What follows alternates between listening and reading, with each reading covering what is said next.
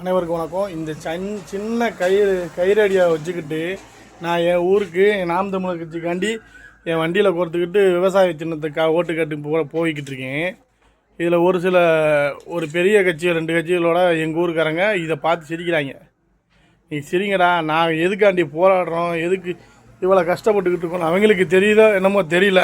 ஆனால் அவங்களுக்காண்டியும் சேர்த்து கஷ்டப்பட்டு சின்னத்தை வாங்குறதுக்காண்டி விவசாய சின்னத்துக்கு ஓட்டு வரணும்னு கஷ்டப்பட்டு வண்டியில் போய்கிட்டு பண்ணிக்கிட்டு இருக்கோம். ஆனால் அவங்க சிரிக்கிறாங்க. இதே நான் அப்படியே எங்கள் ஊருக்கு அப்படியே கிழக்க போனால் பெண்கள் எல்லாம் விவசாய சின்னத்தான் ஓட்டு போடணும், கண்டிப்பாக ஒயின் ஷாப்பு மூடுறேன்னு அவங்க தானே சொல்லியிருக்காங்க அப்படின்னு அவங்களே சொல்கிறாங்க. நான் சொல்கிறதுக்கு முன்னாடி அதைத்தான் நானும் சொன்னேன்.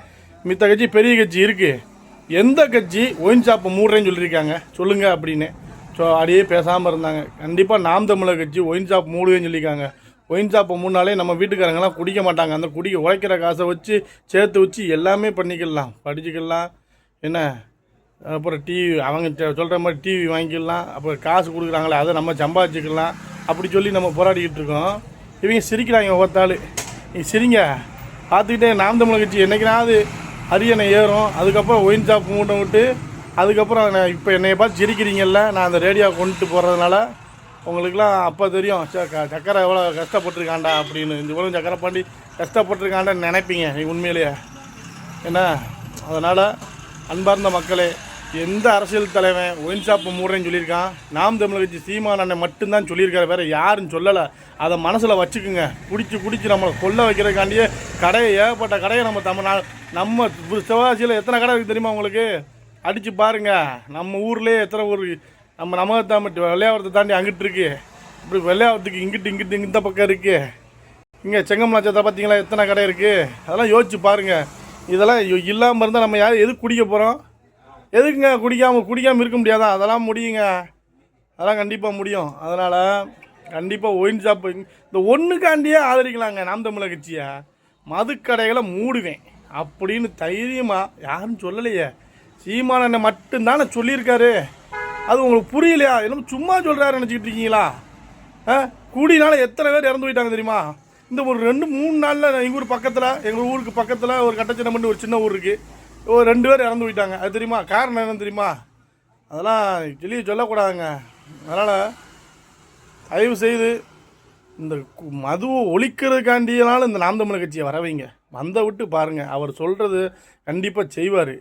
என்ன, அதனால் விவசாய சின்னத்துக்கு ஆதரவு கொடுங்க மக்களே. என் அன்பார்ந்த பெரியவர்கள், பெண்கள் முதல்ல கவனிச்சுக்குங்க. நீங்கள் தான் உண்மையிலே நாட்டுக்கு வேணும். தமிழ்நாட்டில் நீங்களாம் போராடினீங்கன்னு வைங்களேன், தமிழ்நாடு நல்லாயிருக்கும். உங்களை தான் போராடாத அளவுக்கு பண்ணிட்டாங்களே. 1000 ரூபா இலவச பஸ்ஸு, அப்புறம் இந்த ஓட வேலை அதெல்லாம் செஞ்சு காசுன்னு என்னத்தையும் கொடுத்து மாதம் கொடுத்து அதுக்கு தான் உங்களை அலைய விடுறாங்க. வேலை செய்கிறதுக்கு யாரும் உங்களை அலைய விடலையே. வேலையை செய்யறதுக்கு தான் வேலையை கொடுத்தாலே நம்ம எல்லாம் பண்ணிக்கலாமலாங்க. இதுக்கு மேலே என்ன வேணும்? இதான் அண்ணன் வீட்டுக்கு ஒரு ஆள் அரசு வேலை தரேன்ட்டார். எப்படி வேலை இப்படி தருவார் நினைக்கிங்களா? அதெல்லாம் கிடையாதுங்க. விவசாயத்தை அரசு பார்க்குங்க. விவசாயத்தை அரசு பார்க்கும். அதுக்கு வேலைக்கு ஆள் வேணும்ல. தண்ணி எடுத்துறவனுக்கு வேணும், களை எடுக்கிறவனுக்கு வேணும், கணக்கிறதுக்கு வேணும், தூக்கணும், வைக்கணும், செய்யணும், உழவடிக்கிறதுக்கு எல்லாமே அரசு செய்யுங்க. அதுக்கு எல்லாம் அரசு வேலையாக்குவாங்க வேலை செய்கிறத. ஏன் படிக்காதவங்களும் அரசு வேலையாங்கிறது சாத்தியங்கிறது அண்ணன் சொன்னோடு தான் எனக்கே தெரியுது.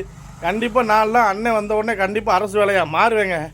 என்னால் பரீட்சையில் படித்தனால பார்க்க முடியல. உண்மையிலே நான்லாம் கண்டிப்பாக அண்ணன் படிக்காதவங்க வேலைன்னு சொல்லிக்காது. நான் படிக்காத லிஸ்ட்டில் கூட போய் நான் வேலைக்கு சேர்ந்துருவேங்க. கண்டிப்பாக என்னால் முடிஞ்சது. நான் இந்த மோட்டருக்கு ஆயில் கட்டுற வேலை வைக்கேன்.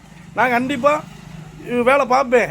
படிக்காமல் என்ன இந்த வேலை பார்ப்பேன். எனக்கு கண்டிப்பாக நான் அந்த இதில் கண்டிப்பாக உள்ளே போவேங்க. எனக்கு நம்பிக்கை இருக்குது. அதே மாதிரி ஒவ்வொருத்தாலும் நம்பிக்கை வைங்க. வீட்டுக்கு ஒரு ஆள் அரசு வேலை தான் வேலை பார்த்து சம்பளம் வந்தால் தான் எல்லாமே வாங்கிக்கலாமே. கொஞ்சம் மனசு வைங்க தயவு செய்து. பாவம் அவரெல்லாம் கத்தி தொண்டை கத்தி போய் இருக்கார். நம்ம வந்து சும்மா பேச முடியல, பேசினாலே தொண்டை வலிக்கு.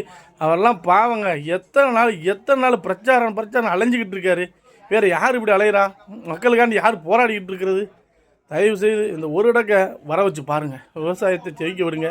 விவசாய சின்னத்தை செவிச்சு அன்னை சட்டமன்றத்துக்குள்ளே போன விட்டு அதுக்கப்புறம் பாருங்கள்.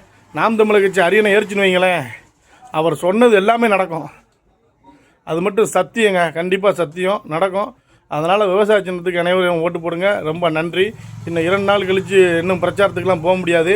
நான் இந்த 2 நாளும் இந்த ரேடியோ தூக்கிட்டு தான் சுற்றிக்கிட்டு தான் இருப்பேன். எங்கிட்ட போகிறனோ இதை என் வண்டியில் கோர்த்துக்கிட்டே இருப்பேன். என்னால் முடிஞ்சதை நான் நாம் தமிழை வச்சு செய்யத்தான் செய்வேன். என்ன அதனால் நன்றி. நாம் தமிழர்.